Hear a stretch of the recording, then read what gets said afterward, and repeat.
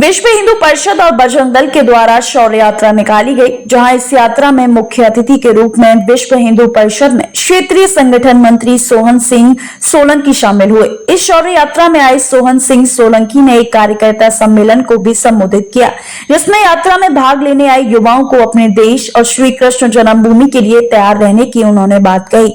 वहीं वे बोले कि जिस तरह से हमारे पूर्वजों ने शौर्य दिखाया है, वो आगे भी हमें काम आएगा और हमें गर्व है उन पर जिन्होंने श्री राम मंदिर के लिए शौर्य दिखाया था। हम बधाई देते हैं उन विरोधियों को भी जिनके परिवारों ने कभी भी श्री राम मंदिर के लिए शौर्य दिखाया होगा, मगर आज हम ये निर्णय ले रहे हैं कि जिस दिन भारत का साधु संत एक हुंकार भरने का काम करेंगे, उस दिन हम बजरंग दल वाले पूरी तरीके से उनके साथ खड़े होंगे। वहीं उन्होंने कहा कि अब हिंदू जाग रहा है और 6 दिसंबर को हम शौर्य दिवस मनाते हैं। उसी तरह से हर साल ये यात्रा निकाली जाती है, जिससे हम युवाओं को अपने पूर्वजों द्वारा दिखाए गए शौर्य को याद करने का काम किया जाता है। और हम श्री कृष्ण और जन्मभूमि के मुद्दे को लेकर कहेंगे कि हम सुप्रीम कोर्ट पर पूरा विश्वास करते हैं कि जिस तरीके से अयोध्या में राम मंदिर का रास्ता प्रशस्त हुआ, उसी तरीके से श्री कृष्ण जन्मभूमि का रास्ता भी प्रशस्त होगा।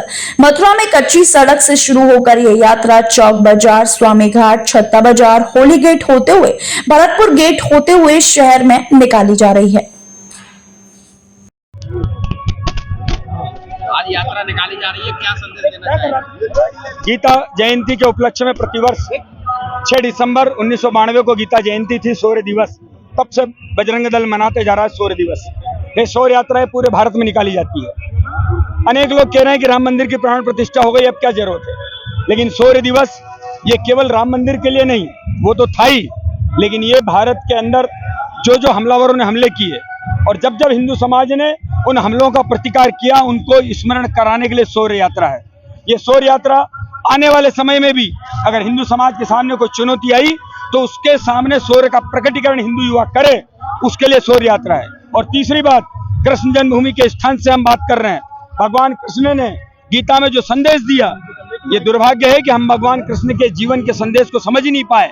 अगर भारत ने भगवान कृष्ण के जीवन के संदेश को ठीक से समझा होता तो इस्लामी हमलावर भारत में कभी नहीं आ सकते थे।